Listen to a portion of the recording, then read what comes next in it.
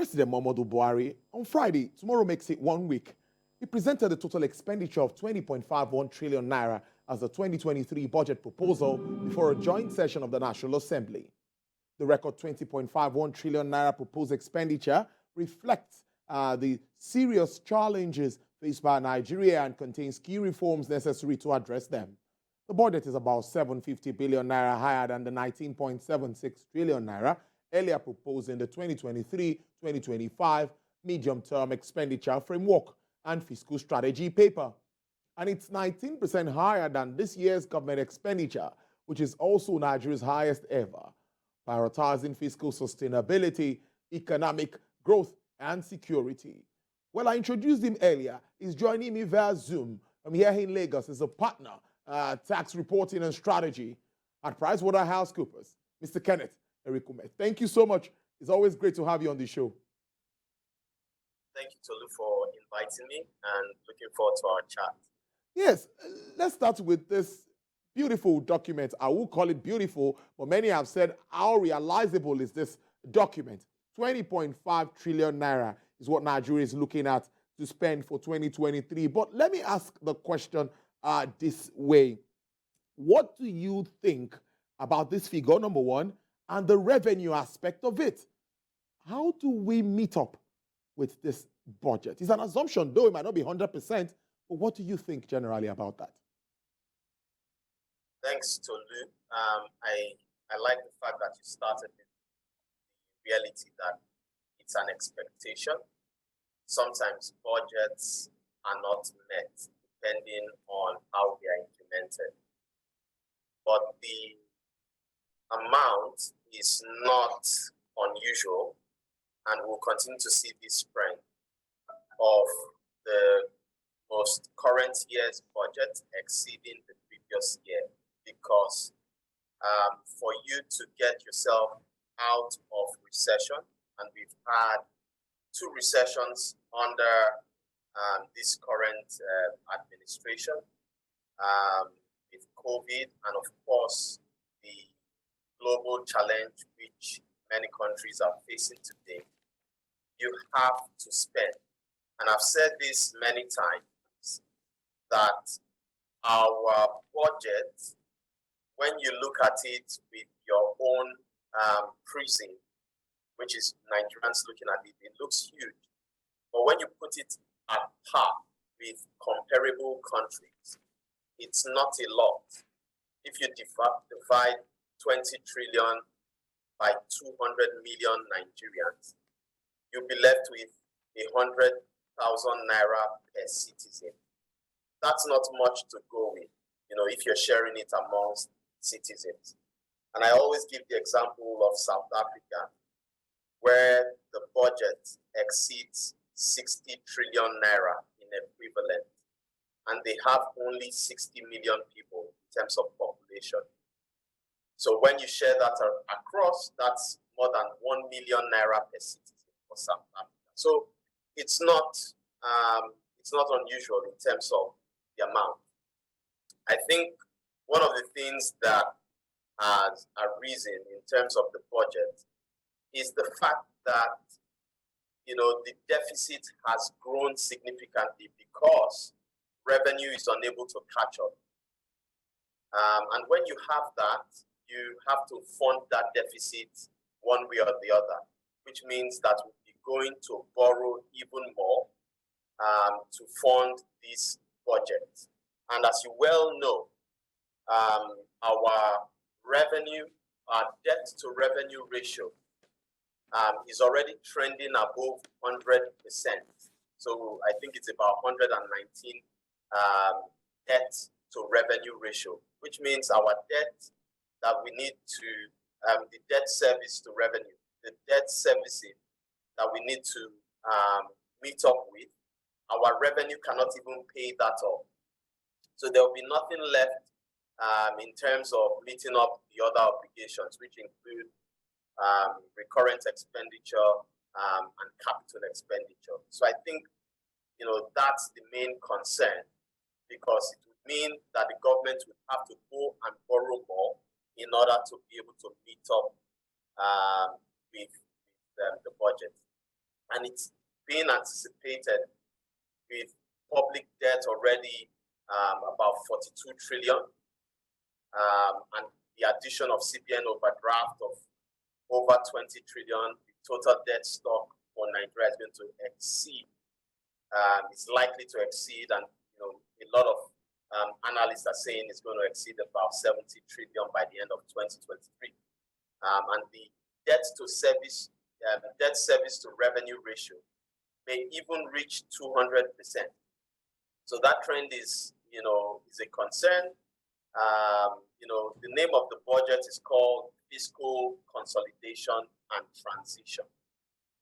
Of course, the transition is clear that the current administration has served out 2 terms of 4 years, and a handover to a new administration would happen, whether in the same party or to another party. So transition needs to be dealt with. So some things like, how do you handle the elimination of subsidy? Of course, that has to be taken care of.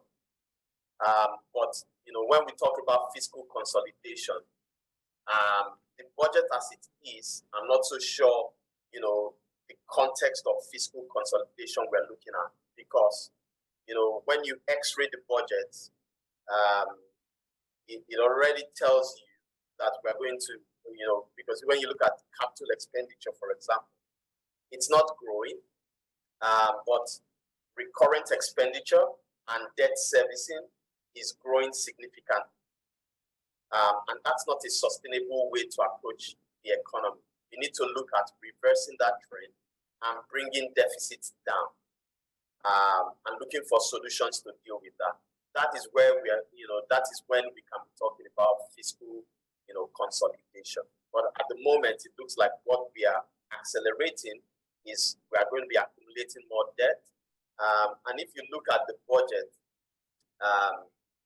recurrent expenditure has increased by 20% or so, and therefore a lot of the expenses we'll be incurring would include running expense, OPEX, and not enough value creating type expenditure, which is important to add value to the economy. So these are some of the issues coming out from the budget, which it will be important that while it is being debated at the National Assembly, some of the solutions to deal with, some of these issues come to the fore.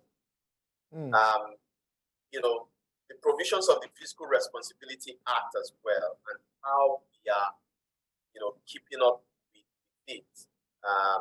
The Finance Act, for example, introduced a 50% cost-to-income ratio for government-owned enterprises. We need to go back and check how we are meeting up with that. And this huge debt stock and the debt service to revenue ratio, are they in line with the provisions of the Fiscal Responsibility Act? And we need to look at those solutions. So I'll pause here to look so that we can unpack the conversation. Indeed, you answered 2 questions in one, or even 3 questions, almost 3 in one. But let's look at some of the basic assumptions here. How conservative are we looking at it? $70 to a barrel looks fair enough. 1.6 million barrels per day, inclusive of condensate of 300,000 to 400,000 barrels per day. And the exchange rate at 435 naira 57 kobo to a dollar. And of course, the projected growth rate of 3.75%. Some of this looks to me like a tall order. Are we in line? Are we in tune? What do you make of these assumptions? Yes, Tolu, I think first things first, history is the best teacher of what the future would look like. And we can ask ourselves, how have we performed even in 2022?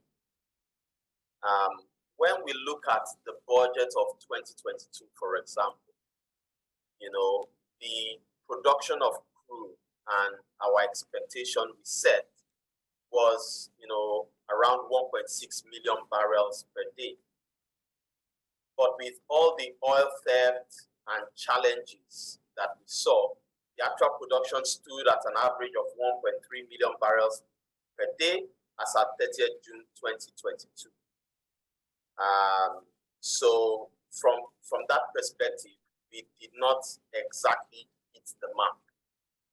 And that also translates to revenue, because largely the budget is a question of how much are you going to generate versus your expenditure. Now, while expenditure, most times we get it right. From the revenue side, I think there are already gaps in 2022. For example, the actual federal government retained revenue, as at 31st July 2022 was about 3.6 trillion, which was only 63% of the target, largely due to the underperformance of oil revenue. And I mentioned the 1.6 million barrels production benchmark versus the actual production, which was 1.3 million barrels per day. In fact, there was a month where actual production dropped below 1 million barrels per day, and Angola became, the biggest producer of crude oil then. So there's been an underperformance in terms of oil revenue, but it's not just oil revenue that is challenged. Even non-oil revenue, there are challenges in terms of generation, and that's largely twofold. The first one is that for the companies or the businesses that are already in the tax net, because of the challenges with inflation, some of them are eating the impact of the inflation on their cost. So it's eating deep into their profitability. So their ability to pay taxes has been significantly impaired. And therefore, that would also give rise, government would also share in that loss of profit with lower revenue generation. But the expenditure, like I said, is not dropping, which meant that already the deficit for 2022 may be way more than expectation. And that is why we are already running a debt service to revenue ratio, which is out of the benchmark which we set initially. So, I just wanted to paint a picture with history. So when you look at, 2023 and the expectation, there are some things that jump out at you in terms of the benchmark. And you already mentioned the first one, which is a concern, and that is whether we're going to be meeting the 1.6 or 1.7 million barrels per day. Already the government has, declared a state of emergency. A contract has been given for pipeline and production facilities, surveillance, and so on.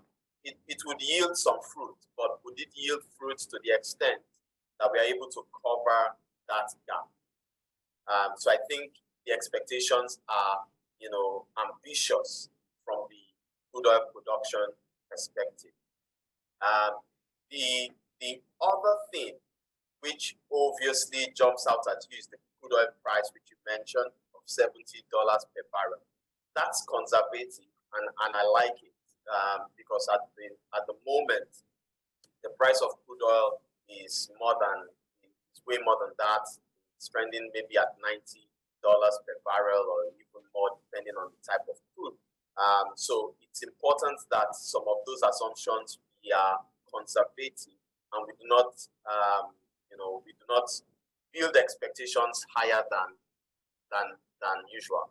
But if I'm being honest, considering the prolonged Russia-Ukraine war and the current energy challenges across jurisdictions today, that $70 per barrel makes a lot of sense. But then, the revenue expectation, I doubt that will be able to cover that gap, not just from the oil perspective, but for the non-oil. Because at the moment, we have a large informal sector. And that large informal sector means that if we do not have data, we do not have information on the players in that space, their activities will continue to give rise to, GDP, but will not translate to revenue.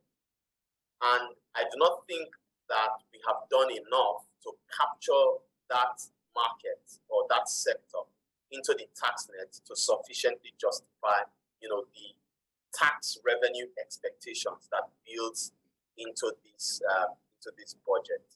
And then the final one is the inflation rate. Already, I think that's above 20%. And the impact of the Russia-Ukraine war and the price of commodities and goods and food today does not justify the 17.16% inflation rate. So those are the ones where I think a closer look needs to be given and maybe some adjustments with the resultant effect on the deficit expectation which we are projecting. Well, I guess that's where we're going to leave it. It's so interesting, and we can go on and on even for 1 hour talking about this very important document. I guess there's another aspect of it we need to get time to talk about. I must thank you so much, as usual, for your time, Mr. Kenneth Erikume there. He is a partner and, of course, with PwC, speaking to us extensively about the budget and what it stands for. Interesting conversation. I must thank you, Mr. Kenneth Erikume, partner, tax reporting and strategy at PricewaterhouseCoopers. To enjoy the rest of your day. Thank you very much.